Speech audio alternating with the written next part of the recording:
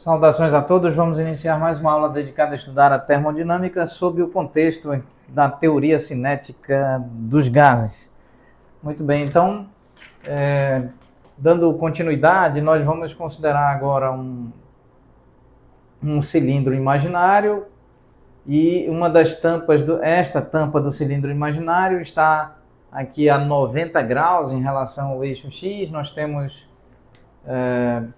a velocidade V1, não é? Aqui o vetor velocidade V1 associado às moléculas, não é? Aqui indicado que N1 representa o número de moléculas por unidade de volume com vetor velocidade V1, N2 representa o número de moléculas por unidade de volume com velocidade V2, o N3 representa o número de moléculas por unidade de volume com velocidade V3, até o N subíndice N,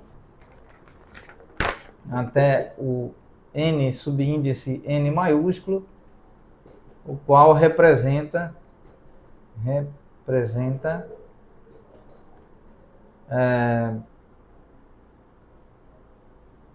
o número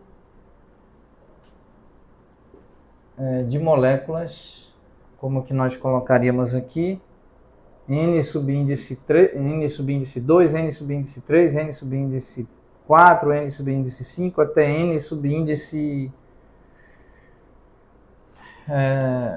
precisamos melhor pensar, mais apropriadamente escolher uma nomenclatura adequada. No momento essa representa o número de moléculas por unidade de volume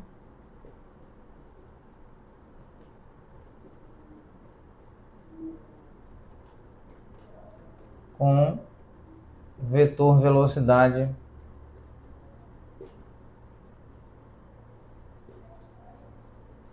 V subíndice N maiúsculo. Se precisarmos de uma alteração nessa nomenclatura, o faremos oportunamente.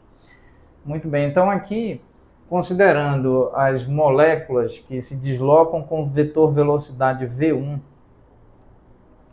e, portanto, colidem com esta tampa deste cilindro, nós temos aqui o sistema de coordenadas cartesianas no contexto do espaço euclidiano de 3 dimensões, aqui x, y, z, com um conjunto de versores de base acoplados aqui, J versor, I versor e K versor, o conjunto de versores de base ortonormal canônico, o vetor velocidade V1 aqui escrito como I versor V1x mais J versor V1y mais K versor V1z, e esta superfície está perpendicular ao eixo X, e ds é a área desta superfície. Muito bem, dx1 é o vetor velocidade, o deslocamento infinitesimal dessas moléculas com velocidade V1 ao longo do eixo X. E então nós podemos escrever que V1 componente X é dx1 dt, de modo que dx1 pode ser escrito como V1x, V1 componente x dt. Muito bem.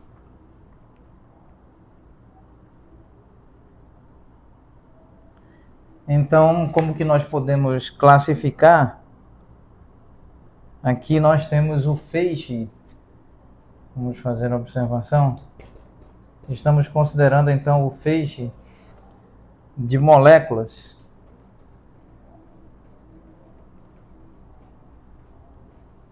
com vetor velocidade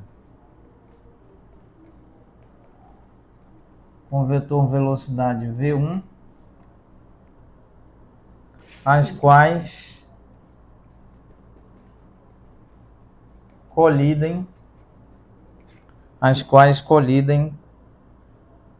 com o infinitésimo de área,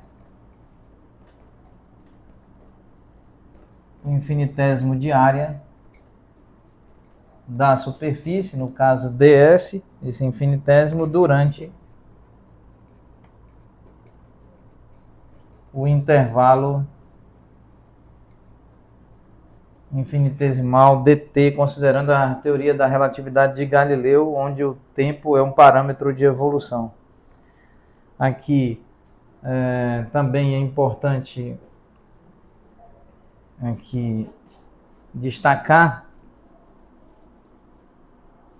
que durante a colisão, não é? Vamos escrever que antes da colisão nós temos V1x maior do que zero, e após a colisão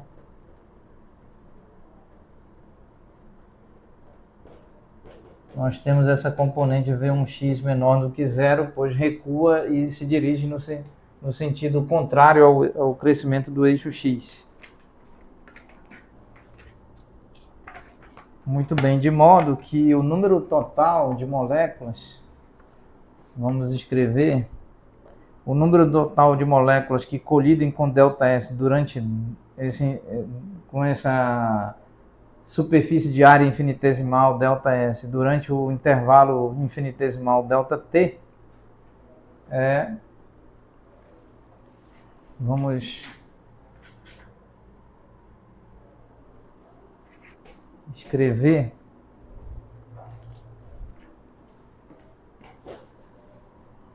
de que forma?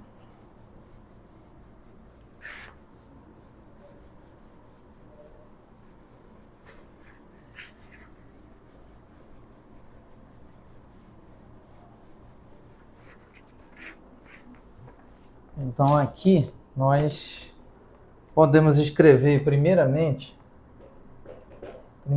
o número total de moléculas por unidade de volume. Número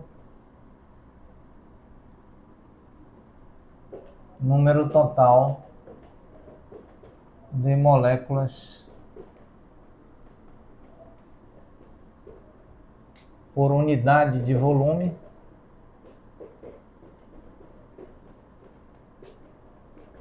e podemos identificar assim como número total de moléculas por unidade de volume, N1 mais N2 mais N3 mais aqui N4, N5 até N subíndice N.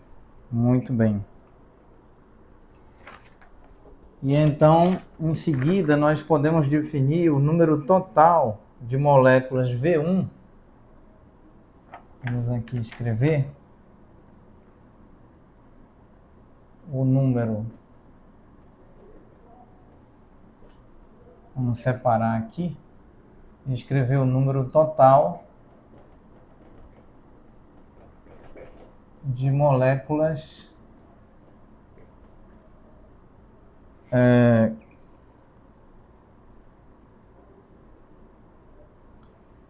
com vetor velocidade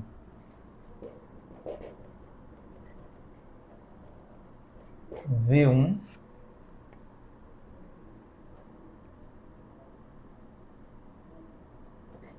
que colidem com a superfície de área infinitesimal ds durante um intervalo de tempo infinitesimal dt. E isso é denominado assim, como N1 multiplicado por V1x dt multiplicado por ds. E como nós podemos entender, compreender que nesse caso nós temos um cilindro, vamos considerar aqui um cilindro. Então, se nós considerarmos esse infinitésimo de volume, o infinitésimo de volume é calculado como a área da superfície multiplicado por essa distância dx1, e então nós podemos escrever esse essa quantidade como